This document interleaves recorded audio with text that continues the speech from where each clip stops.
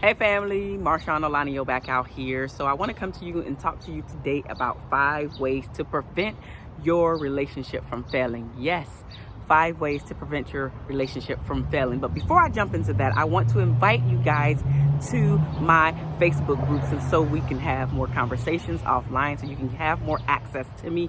I post things twice daily, and then we just have conversations, and there's a lot more people that are dropping things in there. So it just depends on where you're at in your life.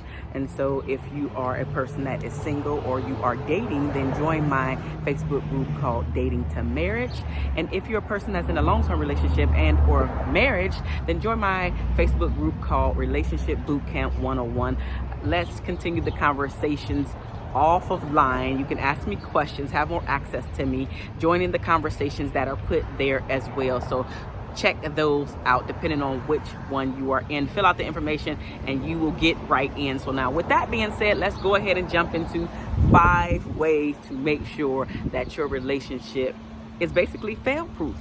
So the very first thing that I want you to think about is to never stop dating. Yes. It's easier said than done. It seems like a very simple thing to keep up with, but so many people stop doing this after they get the guy, after they get the girl. So you want to never stop dating after you get into that relationship, because the only times, and not the only time, but the main time that you're going to get a chance to understand your spouse, to understand your partner, is to see them in different environments, continue to have conversations with them, continue to do things together, continue to have fun together, because things are going to happen.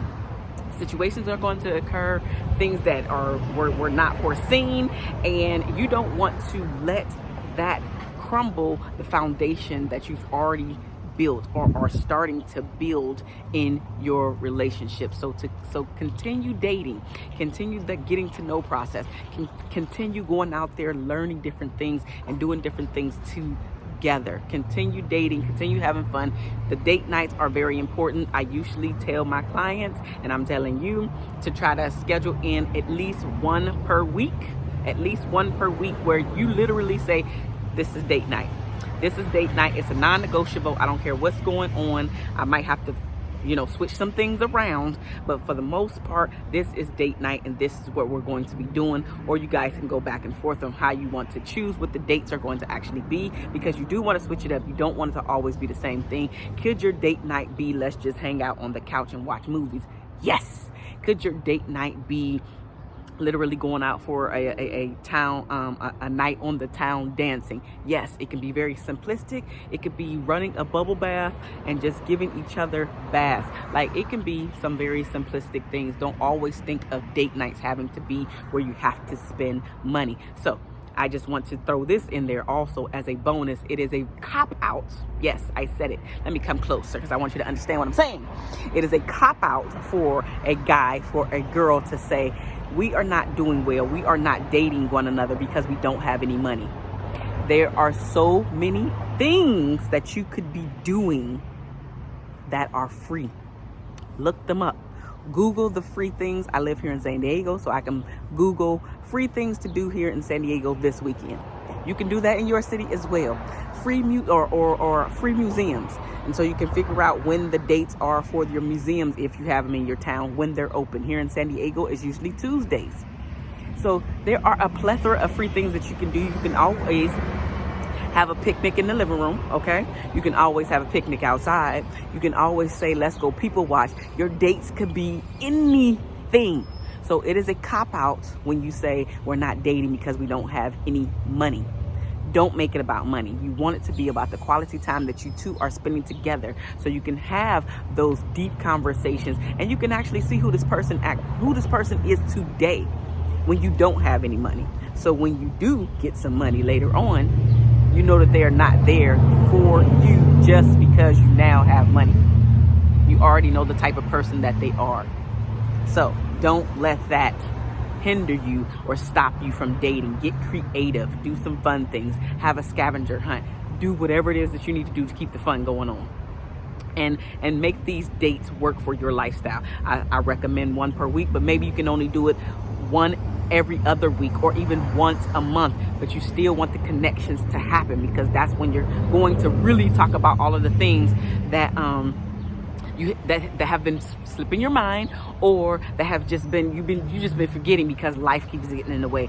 Maybe you have children, or maybe you have a really a job or a career that's taking a lot of time from you, and so by the time you get home, you just kind of pooped and you just want to relax and you don't want to have those deep talks. Have them during your dates. But that's going to be the way to keep the connection alive, especially with so many different things that are occurring right now. So that is the first thing. Date night, date night, date night. Never stop dating. Never stop dating. The second way to prevent your relationship from failing is the things that you did to get him or to get her, you must continue to do. And this is where a lot of people actually fail, because they think that once they got the guy or once they gotten the girl, that they can stop dating them, that they can stop making them feel special, that they can stop complimenting them, that they can stop with the hugs, kisses, cuddles, that they can stop spending the quality time, that they can just stop doing whatever, and then have the audacity to think the relationship is still going to thrive. It's not. It's going to crumble. It's going to fall. And then one of the two is going to feel like, I've been set up. I've been bamboozled. I've been hoodwinked.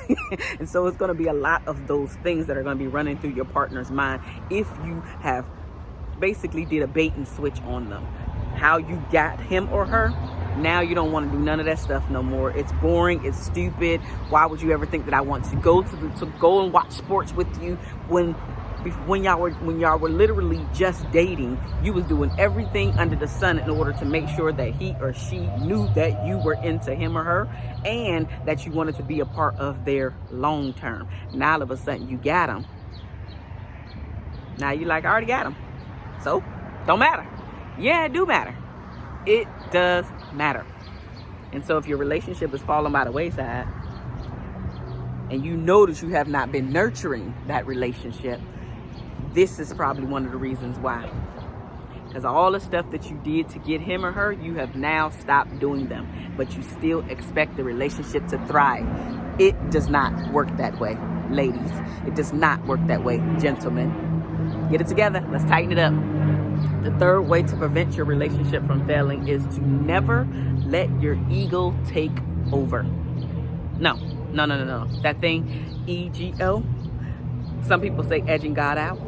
I like that, so I'm gonna stick with that. You're edging God out, and you're making yourself the center. You're making yourself very important. You're making yourself God-like.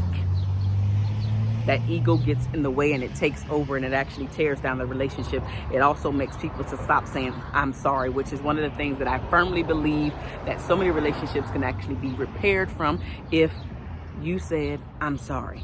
If your partner said, I'm sorry, more often and actually meant it and got all their stuff all the way together, and stop doing that thing that they're sorry for. But literally the verbalizing part of it, so many people get hung up on, why do I need to say sorry? I mean, I didn't do anything. I always say sorry, or whatever it is. It's a hang up. It's the ego. Somebody has to break the silence barrier in order for you guys to move past that hump. And you never move past that hump if both of you are standing your ground. You're making sure, I don't care what's going on. I don't care. I just don't care. Or you're huffing and puffing and walking around the house as if you don't see each other. Like, what kind of a relationship is that? How much fun is that? It's not. I can tell you the environment is toxic. I can already tell you. So let's do away with all of that. So never let your ego take over, okay? The fourth thing that I want you to take into consideration is to never stop having fun. Never stop laughing. Always find a way to incorporate some laughter into your relationship, because this is the second thing, besides dating, the second thing that I hear long-term couples, the elderly couples that have been together for decades upon decades, they never stop dating and they never stop laughing with one another. So if you don't take anything from this video today, take those two things and get them into your relationship ASAP. Date, laughter. Date, laughter. Because life is already so much stressful outside of the household. Why would you want to bring all of that stress and toxic environment and just the super seriousness of everything into your home life? He wants to come home to his castle. She wants to come home to her castle. And you both want to come home to peace and fun and happiness and humor. Is it going to be like that every single day? Nope. Nope. Let's be real. It's not. Things going to get in the way and you're going to forget. But as much as possible, we got to put on our thinking caps, because as much as you want to gain the career, as much as you want to gain the accolades, as much as you want to gain the money, you have to put all of that same force and that same go get itness. Yeah, I just made that up. You have to get some of that, excuse me, put some of that same go get itness towards your relationship. Like, nah, failure is actually not an option. Divorce is not an option. Us breaking up is not an option. Me failing, you failing, us failing is not an option. Put some laughter into your relationship for sure. And then the fifth and final thing that I want you to take into consideration is, like I talked about God earlier with the ego, never leave God out of your relationship. You guys know that I'm a Christian, so I got to talk about God, because God has been an essential part of my life, essential part of my relationship, essential part for me to even come here and just speak some of these things to you, speak some of these truths, even speak some of my own experiences, because I told you before, a lot of times when I'm telling you this stuff, I'm talking to me. A lot of times, because I still need a reminder as well. I'm not perfect. We have a pretty good relationship, but there are definitely things that both of us can work on in the relationship. But we're both committed to the relationship. We're both committed to making the relationship work and not forcing it. Not forcing it, no. But we're both committed to it. And the only way to be sincerely committed to your relationship is to always have God in your relationship. And me, I'm a praying woman, for sure. And anytime I pray, whatever it was up here, the worry, the weight on my shoulders, immediately dissipates. It immediately goes away, because it is not my burden to carry. It's not my worries to carry. So I just verbalize it. Immediately that stress, that worrisomeness, that like, oh my God, what's going to happen next stuff is taken away, because I give it away. I'm releasing it to my God. I'm releasing it to my Heavenly Father. You might say the universe, whatever, the higher power, whatever your verbiage is. Never leave God out of your relationship. These are the 5 ways to prevent your relationship from failing. I am MarshaunO. Do not forget to check out my Facebook groups, which they are definitely down in the description box.